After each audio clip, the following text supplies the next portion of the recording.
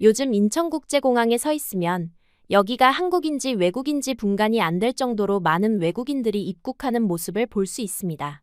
특히 단순한 관광객뿐만 아니라 외국인 노동자나 워킹홀리데이를 통해 장기간 한국에서 살아보기 위해 오는 사람들이 급격하게 늘어나고 있다고 하는데요.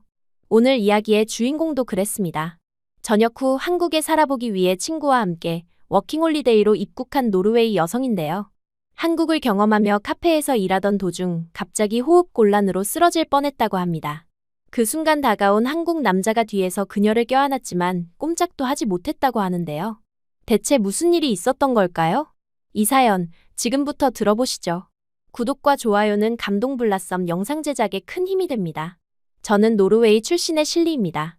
눈이 많이 내리는 겨울과 길고 짧은 계절의 변화가 익숙한 오슬로에서 자라며 늘 다른 나라에 대한 호기심이 컸어요. 그 호기심은 대학에 입학하고 의무적으로 해야 했던 군 복무 시절에 카린을 만나면서 더욱 커졌습니다. 노르웨이에서는 남녀 모두 군 복무를 하는데 저와 카린은 같은 훈련소에 배정되어 첫날부터 친해졌어요. 춥고 힘든 훈련을 함께 견디며 우리는 서로의 꿈에 대해 이야기했습니다. 실리, 나는 군대 끝나면 세계 여행을 하고 싶어. 내 꿈은 뭐야? 카린의 질문에 저는 잠시 생각했어요. 글쎄, 나도 다른 나라에서 살아보고 싶어. 하지만 관광객으로가 아니라 그곳에서 일하고 현지인처럼 살아보고 싶어. 그렇게 말했던 기억이 납니다. 전역 후에도 우리는 여전히 단짝 친구로 지냈습니다.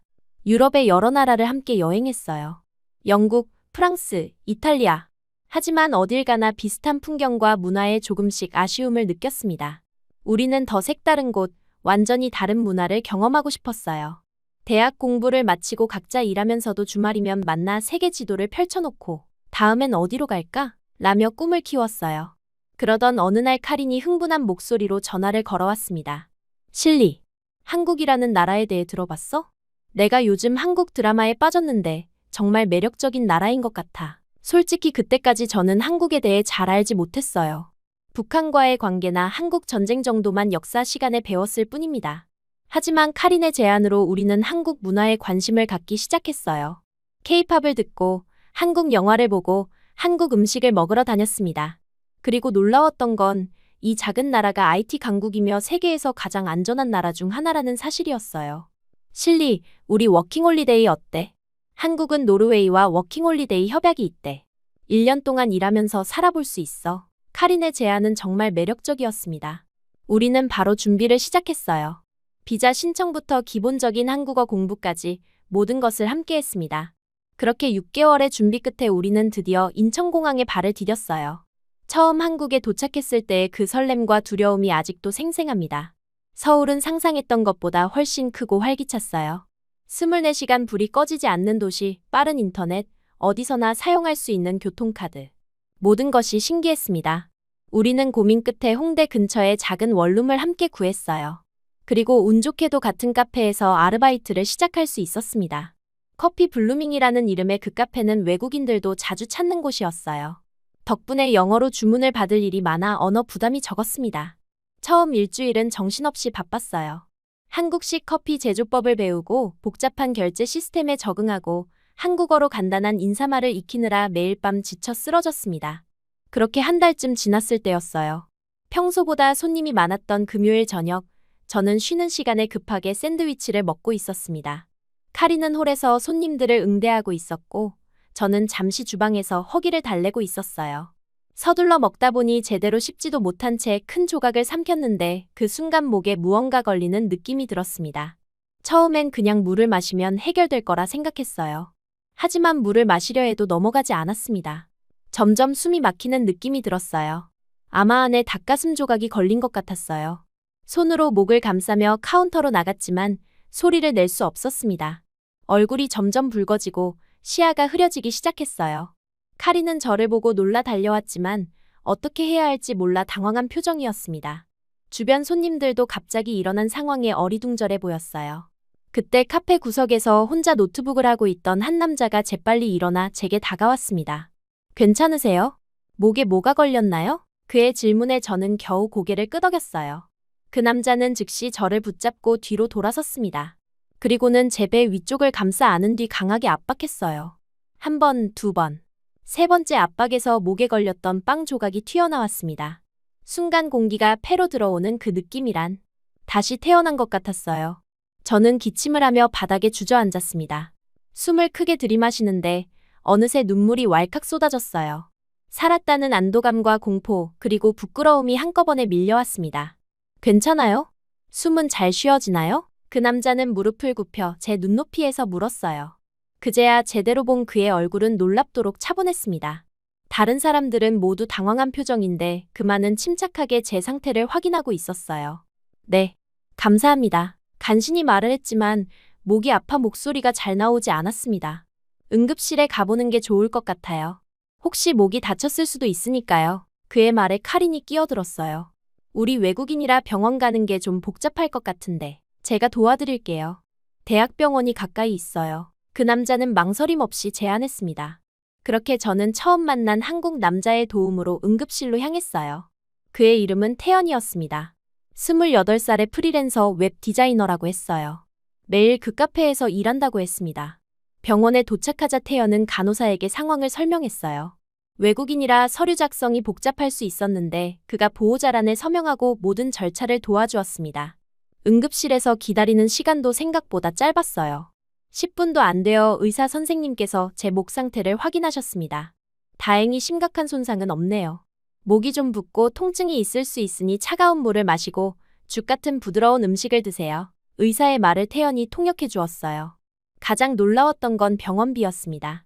응급실 진료와 간단한 검사를 받았는데도 노르웨이였다면 훨씬 높은 비용이 청구되었을 텐데 한국에서는 정말 저렴했어요. 태연이 설명하길 한국은 국민건강보험이 잘 되어 있어 의료비 부담이 적다고 했습니다. 노르웨이도 복지국가로 알고 있는데 의료 시스템이 다른가요? 태연의 질문에 저는 고개를 끄덕였어요. 네, 우리나라도 의료보험이 잘 되어 있지만 응급실 대기 시간이 길고 절차가 복잡해요.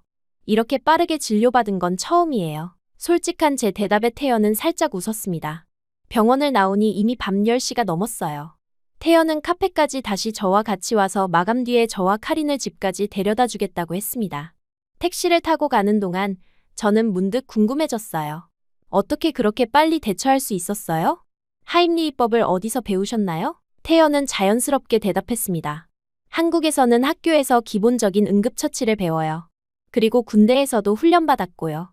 모든 한국 남자들은 군대를 다녀와야 하거든요. 그 말을 듣고 저는 카린과 눈을 마주쳤어요.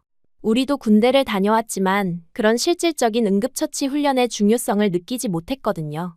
태연의 침착함과 신속한 대처는 단순한 지식이 아닌 실제 상황에서의 경험과 훈련이 있었기에 가능했던 것 같았습니다.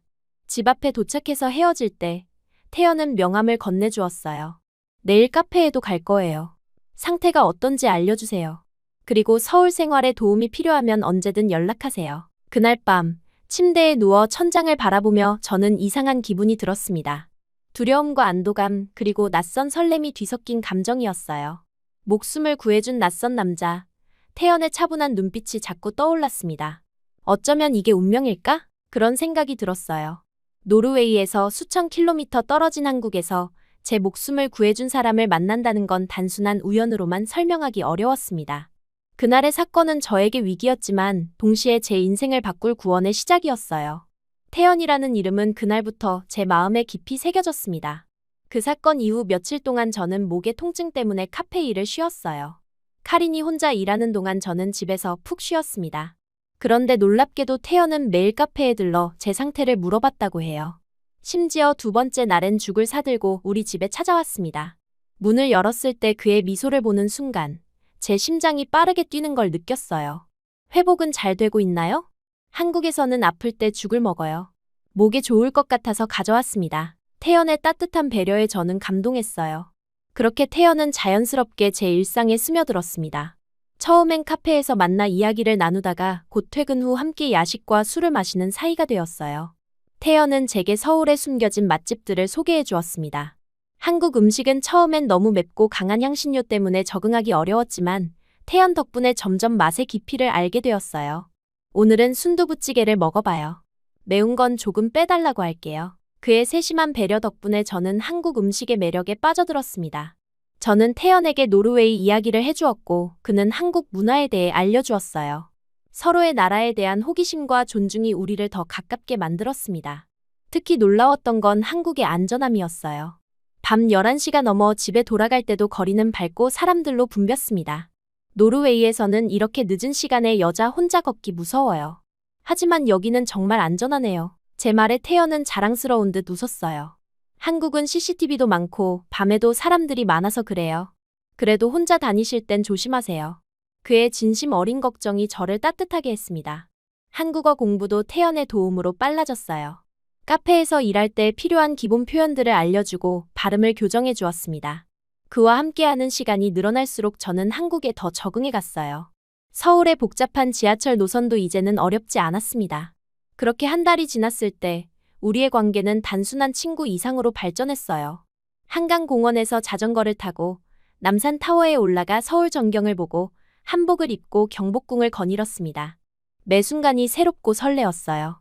태연은 한국의 역사와 문화를 설명해주며 제 호기심을 채워주었습니다. 하지만 이런 행복한 시간에도 그림자가 드리워지기 시작했어요. 바로 카린의 변화였습니다. 처음에는 제가 태연과 가까워지는 것을 응원하는 듯했지만 점점 그녀의 표정이 어두워졌어요. 우리가 함께 일하는 카페에서도 예전과 달리 무뚝뚝해졌습니다. 어느 날 저녁, 태연이 카페에 찾아왔을 때였어요. 평소처럼 제 근무가 끝나기를 기다리고 있었습니다. 저는 주방에서 설거지를 하고 있었고, 카린은 홀에서 서빙을 하고 있었어요. 창가에 앉아있던 태연이 음료를 마시며 노트북을 하고 있었는데 갑자기 큰 소리가 들렸습니다. 아, 죄송해요. 실수했네요. 카린의 목소리였어요. 급히 홀로 나가보니 태연의 흰 셔츠에 커피가 쏟아져 있었습니다. 카린은 당황한 척하며 수건으로 태연의 셔츠를 닦아주고 있었어요. 하지만 그녀의 손길이 너무 친밀해 보였습니다. 가슴 부근을 필요 이상으로 오래 닦으며 심지어 태연의 목덜미까지 손이 올라갔어요.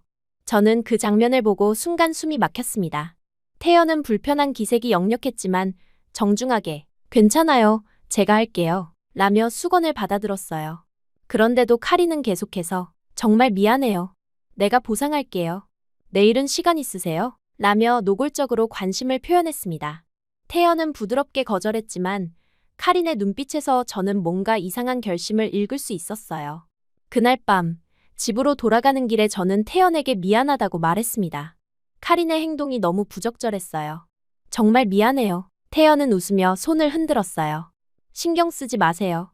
그냥 실수였겠죠. 하지만 저는 그게 단순한 실수가 아니라는 걸 알았습니다. 카린의 행동은 분명 의도적이었어요. 이틀 후 더 심각한 사건이 일어났습니다. 카린이 갑자기 카페에서 아프다며 쓰러진 거예요. 당시 태연도 카페에 있었는데 그가 달려와 카린을 부축했습니다. 카린은 극적으로 태연의 품에 안기듯 쓰러져 그의 도움을 요청했어요. 병원에 좀 데려다 주세요. 너무 아파요. 저는 그 모습을 보고 화가 났지만 동시에 걱정도 되었습니다. 정말 아픈 건지 아니면 연기인지 구분하기 어려웠어요. 태연은 친절하게도 카린을 병원에 데려다 주겠다고 했고 저에게도 함께 가자고 했습니다. 그러나 카린은 실리는 카페를 봐야 하니까 둘만 가요. 라고 했어요. 저는 그 순간 속이 부글부글 끓었지만 참을 수밖에 없었습니다. 그들이 떠난 후 저는 계속해서 불안한 마음에 휩싸였어요. 2시간 뒤 태연에게서 문자가 왔습니다. 카린은 피로 누적인 것 같네요. 링거 맞고 회복했습니다. 집에 데려다 줬어요. 걱정 마세요. 그날 밤 집으로 돌아왔을 때 저는 참았던 분노가 폭발했어요. 대체 무슨 짓이야? 일부러 그런 거 다 알아. 태연한테 왜 그래? 카린은 처음엔 모르는 척했지만 결국 인정했습니다. 내가 독차지하니까 그렇지. 우리 같이 한국에 왔잖아. 근데 내가 태연이랑 친해지면서 나는 완전히 소외됐어. 그래도 그렇게 노골적으로 유혹하는 건 아니지. 태연은 내가 좋아하는 사람이야. 제 말에 카린의 눈에 분노가 번쩍였어요. 한국 남자가 특별할 게 뭐 있냐? 내가 조금만 꼬리치면 넘어올걸? 노르웨이 남자들이랑 크게 다르지 않아. 다들 바람둥이잖아. 카린의 독설에 저는 충격을 받았습니다. 태연은 달라. 내가 그런 식으로 말하지 마. 제 말에 카린은 비웃었어요. 시간이 증명해주겠지. 내가 조금만 노력하면 그도 넘어올 거야. 그 말을 남기고 카린은 방문을 쾅 닫고 들어갔습니다. 그날 밤 저는 한참을 생각했어요. 카린과의 우정은 소중했지만 태연에 대한 감정도 강해지고 있었습니다. 어떻게 해야 할지 몰랐어요. 결국 태연에게 모든 것을 솔직하게 말하기로 했습니다. 다음 날 만났을 때 저는 카린의 행동과 우리의 다툼에 대해 털어놓았어요. 태연의 반응은 의외였습니다. 그는 미소를 지으며 말했어요. 사실 다 알고 있었어요. 카린이 일부러 그런다는 것도요. 하지만 친구 사이를 틀어지게 하고 싶지 않았어요. 그런데 왜 아무 말도 안 했어요? 제 질문에 태연은 진지하게 대답했습니다. 실리 씨가 카린과 오랜 친구잖아요. 제가 그걸 지적하면 둘 사이가 어색해질 것 같았어요. 그리고 그는 잠시 망설이다 말을 이었어요. 저는 처음부터 실리 씨만 보였으니까요. 그 말을 듣는 순간 제 마음속에 무언가가 확 피어났습니다. 태연의 솔직한 고백에 저도 용기를 냈어요. 저도 태연 씨가 정말 좋아요. 그날 이후 우리는 공식적으로 데이트를 시작했습니다. 카린에게도 우리의 관계를 분명히 밝혔어요. 처음엔 카린이 삐치고 냉담했지만 시간이 지나면서 조금씩 받아들이는 듯했습니다. 그래도 예전처럼 셋이 함께 어울리는 일은 줄었어요. 태연과 저는 더 많은 시간을 함께 보냈습니다. 주말이면 서울 곳곳을 탐험했고 가끔은 지방 여행도 다녀왔어요. 제주도의 아름다운 바다, 경주의 역사적인 유적지, 부산의 활기찬 시장까지. 태연과 함께한 모든 순간이 특별했습니다. 태연은 한국 문화의 깊이를 알려주는 좋은 안내자였어요.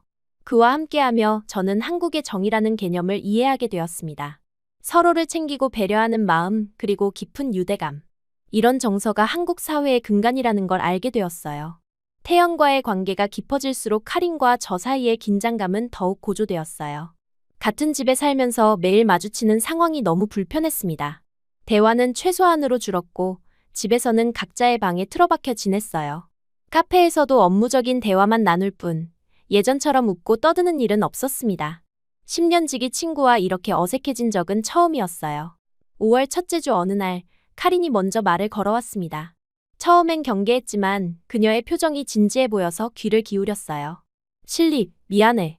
내가 너무 심했던 것 같아. 우리 화해하자. 이번 주말에 셋이 함께 어디 놀러 가는 건 어때? 갑작스러운 제안에 저는 당황했지만 오랜 친구와의 관계를 회복할 기회라고 생각했어요. 태연에게 이 제안을 전했을 때 그는 잠시 고민하다가 좋은 아이디어를 내놓았습니다. 이번 주말에 북한산 등산 어때요? 봄의 산이 정말 아름다워요. 셋이 함께 가면 좋을 것 같아요. 저는 즉시 동의했어요. 노르웨이에서도 하이킹을 자주 했기 때문에 산행은 익숙했습니다. 카린도 흔쾌히 수락했고 그렇게 우리의 등산 계획이 세워졌어요.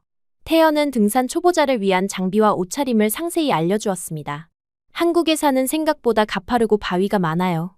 등산화는 꼭 신으세요. 드디어 토요일 아침, 우리는 북한산 입구에 모였어요. 맑고 화창한 날씨였습니다. 태연은 배낭에 물과 간식, 응급처치 키트까지 꼼꼼히 챙겨왔어요. 그의 철저한 준비성에 다시 한번 감동했습니다. 카린도 오랜만에 밝은 표정이었어요. 우와, 정말 아름다운 산이네. 처음 산길에 들어섰을 때는 쉬운 코스라고 생각했어요. 평평한 흙길이 이어졌고 초록색 나무들 사이로 햇살이 비치는 모습이 정말 근사했습니다. 태연이 북한산의 역사와 생태계에 대해 설명해주는 동안 세 사람 모두 화기애애한 분위기였어요. 마치 예전처럼요. 북한산은 서울의 진산이에요. 삼국시대부터 많은 역사적 사건들이 있었던 곳이죠. 태연의 설명에 저와 카린은 진심으로 감탄했습니다. 하지만 30분쯤 지나자 상황이 달라졌어요. 길이 점점 가팔라지고 흙길은 바위길로 바뀌었습니다. 발밑이 불안정해지면서 발목을 삐끗하는 일도 있었어요. 태연은 능숙하게 앞장섰지만 저와 카린은 점점 숨이 가빠졌습니다. 괜찮아요? 천천히 가도 돼요. 무리하지 마세요. 태연이 걱정스럽게 물었어요. 저는 괜찮다고 했지만 사실 다리가 후들거리기 시작했습니다. 카린도 비슷한 상태였어요. 그런데 놀라운 광경을 목격했습니다. 우리보다 훨씬 연세가 많아 보이는 70대 어르신들이 우리를 쉽게 추월해가는 모습이었어요. 그것도 무거운 배낭을 메고 심지어 일부는 등산복도 아닌 일상복 차림으로. 어떻게 저렇게 빨리 오르시는 거죠? 놀라워요. 제 질문에 태연은 웃으며 대답했어요. 한국 어르신들은 등산의 달인이에요. 매일 산에 오르시는 분들도 많아요. 그리고 한국 남자들은 군대에서 이런 산악 훈련을 기본으로 받거든요. 태연의 설명을 들으며 저는 다시 한번 한국 문화의 특이한 면을 발견했습니다. 중간 지점쯤 도달했을 때 카린이 갑자기 다리에 쥐가 났다며 쓰러졌어요. 태연이 즉시 달려가 상태를 확인했습니다. 저도 걱정되어 다가갔지만 카린은 저를 밀치며 태연에게만 의지하려 했어요. 너무 아파. 태연, 좀 도와줘. 태연은 차분하게 카린의 다리를 마사지해 주었고 물을 건네며 휴식을 취하게 했습니다. 그의 침착한 대처에 카린의 상태는 곧 호전되었어요. 하지만 그 과정에서 카린이 필요 이상으로 태연에게 기대는 모습이 눈에 띄었습니다.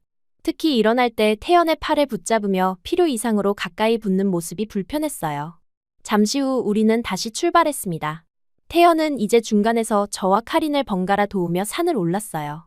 제가 미끄러질 것 같을 때는 손을 내밀어 잡아주고 카린이 지쳐 보일 때는 물을 건네주었습니다. 그런데 한 가지 눈에 띄는 차이가 있었어요. 태연이 저를 도울 때는 따뜻한 미소와 함께 진심 어린 걱정이 묻어났지만 카린을 도울 때는 정중하지만 약간 거리감이 느껴졌습니다.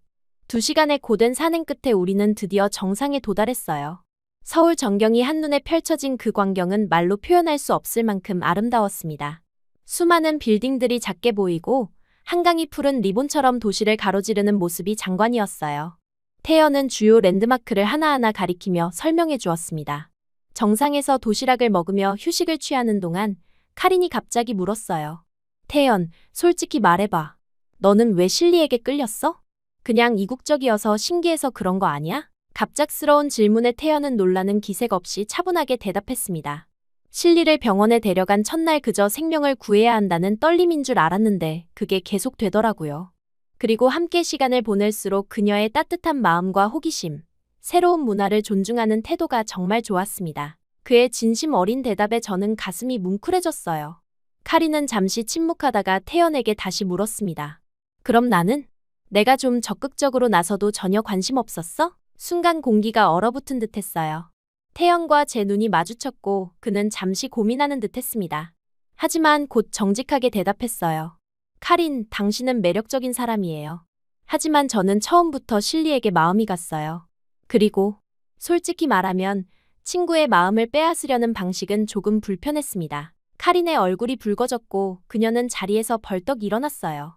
잠깐 혼자 있을게. 그렇게 말하고 조금 떨어진 바위 쪽으로 걸어갔습니다. 태연과 저는 잠시 침묵 속에 앉아 있었어요. 미안해요. 너무 직설적이었나요? 태연이 걱정스럽게 물었습니다. 아니요. 정직하게 말한 게 맞아요. 언젠가는 해결해야 할 문제였으니까요. 제 말에 태연은 안도의 미소를 지었어요.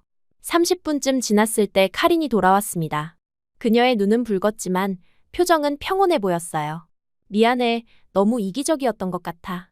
실리, 내가 행복하다면 나도 기쁠 거야. 카린의 진심 어린 사과에 저는 눈물이 날 것 같았어요. 우리는 서로를 껴안았고 오랜 시간 쌓였던 긴장이 조금씩 풀리는 것을 느꼈습니다. 태연은 조금 떨어져서 우리를 지켜보며 미소 짓고 있었어요. 하산길은 오르막보다 더 위험했습니다. 미끄러운 바위와 가파른 경사로 인해 넘어질 위험이 컸어요. 태연은 더욱 신경 써서 우리를 인도했습니다. 특히 제가 발을 헛디뎠을 때 그는 재빨리 팔을 뻗어 저를 붙잡았어요. 그 순간 우리의 눈이 마주쳤고 저는 그의 눈에서 깊은 애정을 읽을 수 있었습니다. 카린은 이제 더 이상 경쟁심을 보이지 않았어요. 오히려 태연과 제 관계를 존중하는 모습이었습니다. 중간에 쉬는 시간에 그녀가 저에게 속삭였어요. 그는 정말 좋은 사람이야. 행복하게 해. 산 아래에 도착했을 때는 이미 해가 지기 시작했습니다. 하루 종일의 산행으로 모두 지쳐 있었지만 마음은 어느 때보다 가벼웠어요. 태연이 근처 식당으로 우리를 안내했고 세 사람은 삼겹살과 소주로 하루를 마무리했습니다. 한국에서는 힘든 일 끝나고 삼겹살에 소주가 최고예요. 태연의 말에 저와 카린은 웃으며 동의했어요. 맛있는 고기를 구워 먹으며 우리는 산에서의 경험과 한국 생활에 대해 편안하게 이야기를 나눴습니다. 카린도 오랜만에 활기를 되찾은 것 같았어요. 식사를 마치고 집으로 돌아가는 택시 안에서 카린은 조용히 잠이 들었습니다. 저는 태연에게 작은 목소리로 말했어요. 오늘 카린에게 정직하게 말해줘서 고마워요. 그런데 왜 지금까지 참았어요? 카린이 계속 그런 행동을 해도 아무 말 안 했잖아요. 태연은 잠시 생각하더니 답했습니다. 친구 관계를 망치고 싶지 않았어요. 카린이 자연스럽게 깨닫기를 바랐죠. 그리고 솔직히 말하면 그런 행동들이 저에게 영향을 미치지 않았거든요. 처음부터 제 마음은 실리에게 있었으니까요. 그 말을 듣는 순간 제 마음속 깊은 곳에서 확신이 생겼어요. 태연은 단순히 좋은 사람이 아니라 제가 정말 사랑하고 싶은 사람이라는 확신이었습니다. 평소 눈치가 빠르고 상황 판단이 정확한 그는 카린의 모든 행동을 알아차렸음에도 불구하고 굳이 그것을 지적하거나 드러내지 않았어요. 친구 관계를 생각하는 그런 배려심과 대인배다운 모습이 저를 더욱 감동시켰습니다. 집에 도착해서 카린은 바로 자기 방으로 들어갔어요. 태연과 작별 인사를 나누기 전 그는 제게 속삭였습니다. 오늘 좋은 날이었어요. 다음에는 둘이서 다른 산도 가봐요. 그날 밤 침대에 누워 하루를 되돌아보며 저는 미소 지었어요. 북한산에서의 갈등과 화해 그리고 태연의 진심을 확인한 소중한 하루였습니다. 카린과의 우정도 회복의 기미가 보였고 태연과의 관계는 더욱 깊어졌어요. 산에서 내려올 때보다 마음이 더 가벼워진 느낌이었습니다. 다음 날 아침 카린이 먼저 저에게 다가왔어요. 실리, 어제 정말 미안했어. 내가 너무 이기적이었던 것 같아. 괜찮아, 카린. 우리 10년 넘게 친구였잖아. 이런 일로 멀어지면 안 되지. 제 말에 카린은 안도의 표정을 지었습니다. 솔직히 말할게. 처음엔 태연이 정말 마음에 들었어. 그래서 경쟁심이 생겼나 봐. 하지만 어제 산에서 너희 둘을 보면서 깨달았어. 그는 정말로 널 좋아해. 그리고 너도 행복해 보여. 카린의 솔직한 고백에 저는 고마운 마음이 들었어요. 앞으로 어떻게 할 거야? 제 질문에 카린은 잠시 고민하다가 대답했습니다. 워킹홀리데이가 끝나면 일단 노르웨이로 돌아갈 것 같아. 근데 넌? 태연이랑 계속 만날 거지? 그 질문에 저는 확신을 가지고 대답했어요. 응, 그럴 것 같아. 태연은? 특별해. 카린은 미소 지으며 고개를 끄덕였습니다. 알아. 내가 봐도 그는 정말 좋은 사람이야. 앞으로는 너희 응원할게. 그렇게 우리의 갈등은 해소되었고 셋 사이의 관계도 정리되었어요. 등산이라는 공통 경험을 통해 우리는 각자의 진심을 확인하고 새로운 관계의 균형을 찾았습니다. 태연의 차분함과 배려심 그리고 진실된 마음은 제게 큰 감동이었고 앞으로의 관계에 대한 확신을 주었어요. 북한산에서의 경험은 단순한 등산이 아닌 우리 세 사람의 관계를 정립하는 중요한 전환점이 되었습니다. 그리고 저는 그 산에서 제 마음도 더 명확히 알게 되었어요. 태연과 함께하는 미래에 대한 꿈이 점점 구체적으로 그려지기 시작했습니다. 북한산 등산 이후 태연과 저의 관계는 더욱 깊어졌어요. 카린과의 갈등이 해소되면서 마음의 부담도 사라졌습니다. 그렇게 행복한 시간을 보내다 보니 어느덧 워킹홀리데이 종료일이 2달 앞으로 다가왔어요. 비자가 만료되면 노르웨이로 돌아가야 한다는 현실이 저를 불안하게 만들었습니다. 태연과의 이별을 생각하니 가슴이 아팠어요. 하지만 장거리 연애를 하며 관계를 유지하는 것도 쉽지 않을 것 같았습니다. 고민 끝에 태연에게 솔직하게 이야기했어요. 워킹홀리데이가 끝나면 어떻게 해야 할지 모르겠어요. 돌아가기 싫지만 다른 방법이 있을까요? 태연은 잠시 생각하더니 예상치 못한 대답을 했습니다.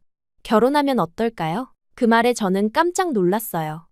물론 마음속으로는 그런 상상을 해본 적이 있지만 태연이 먼저 제안할 줄은 몰랐습니다. 그는 진지한 표정으로 말을 이었어요. 갑작스럽게 들릴 수도 있지만 저는 진심이에요.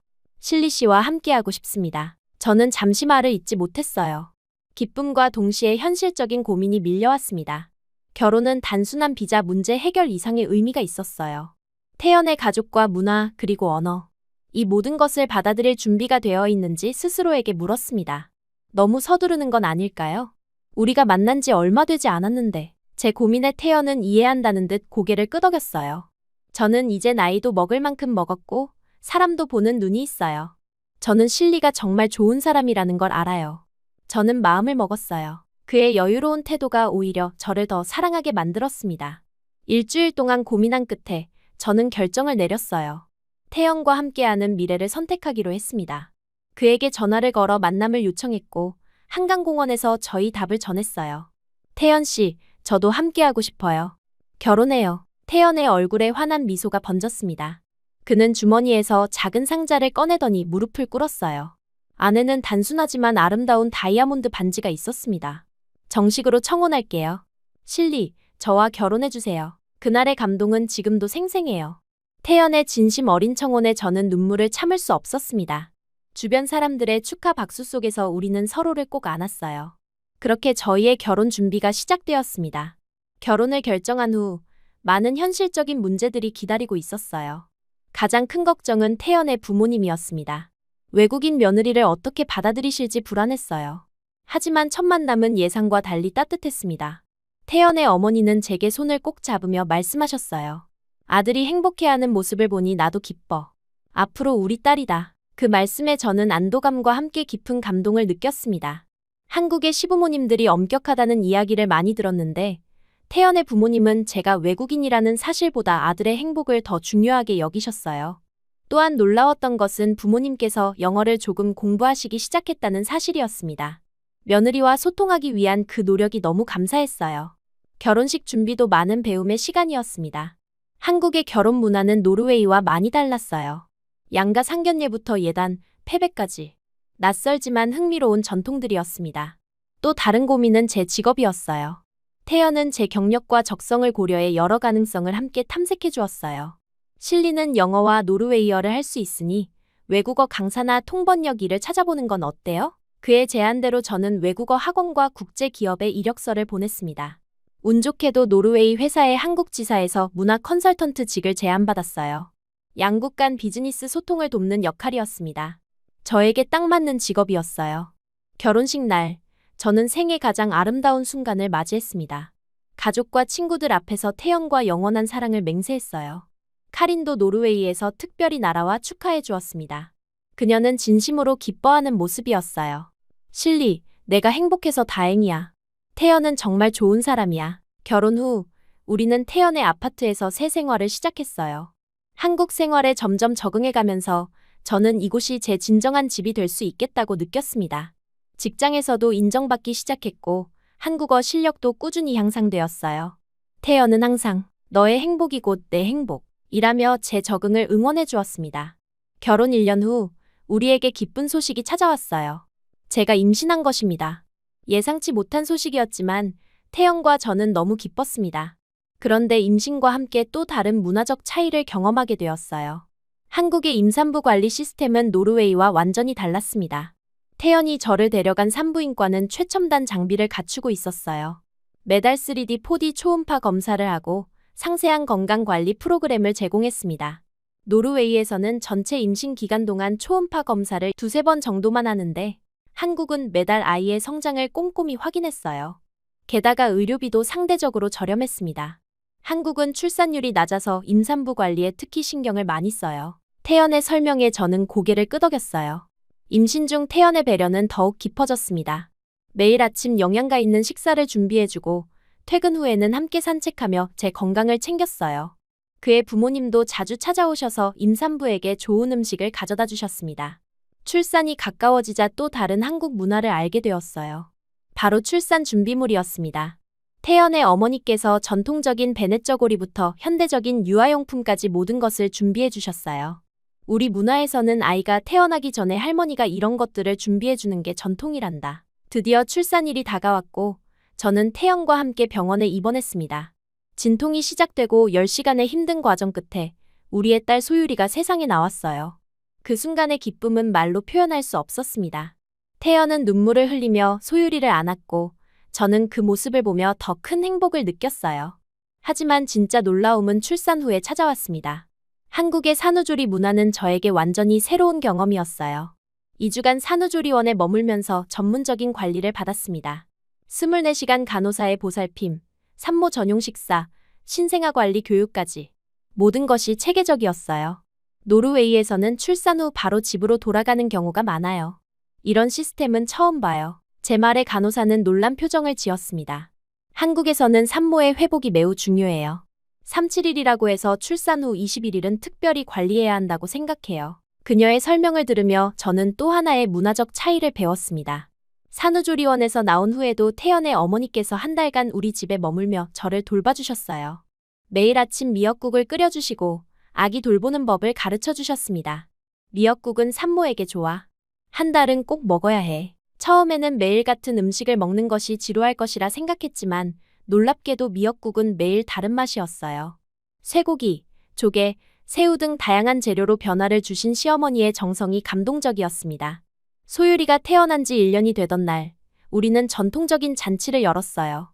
태연의 가족들과 회사 동료들 그리고 한국에서 사귄 친구들이 모두 모였습니다. 소율이는 한복을 입고 돌잡이를 했는데 여러 물건 중 책을 집어 모두를 웃게 했어요. 우리 소율이가 학자가 될 거야. 시아버지의 자랑스러운 목소리가 기억납니다. 시간이 흐르면서 저는 점점 더 한국 문화에 동화되어 갔어요. 김치를 담그는 법을 배우고 명절에는 시어머니와 함께 전통 음식을 준비했습니다. 한국어도 거의 유창하게 구사할 수 있게 되었어요. 태연은 제가 한국 생활에 적응하는 모습을 보며 자랑스러워했습니다.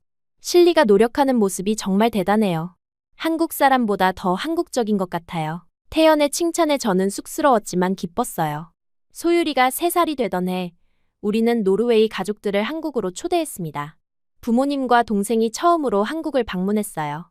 그들은 제가 한국에서 꾸린 가정과 행복한 모습을 보고 안심하셨습니다.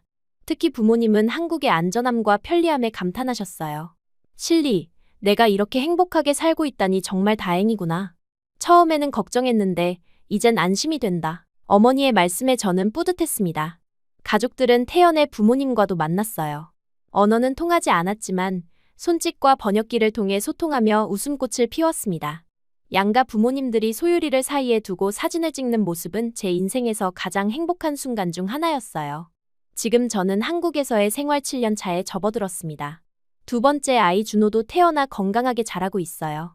처음 한국에 왔을 때는 1년만 지내다 돌아갈 생각이었는데 이제는 이곳이 제 진정한 집이 되었습니다. 위기의 순간에 만난 태연과의 인연이 제 인생을 완전히 바꿔놓았어요. 한국의 안전한 거리, 빠른 의료 시스템, 따뜻한 가족 문화. 이 모든 것들이 제게는 소중한 선물입니다. 가끔 노르웨이가 그립기도 하지만 태연과 아이들 그리고 새로 얻은 가족들과 함께하는 지금의 삶의 깊은 감사함을 느껴요. 복지국가라고 자부하던 노르웨이에서도 경험하지 못했던 따뜻함과 안전함을 한국에서 찾았습니다.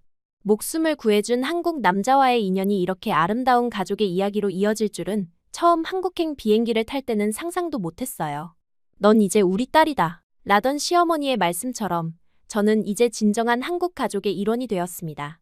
노르웨이에서 온 외국인이 아닌 한 가정의 아내이자 어머니 그리고 딸로서 살아가고 있어요. 태연은 종종 제게 묻습니다. 한국 생활 후회 없어요? 노르웨이가 그립지 않아요? 그럴 때마다 저는 확신을 가지고 대답해요. 전혀 후회 없어요.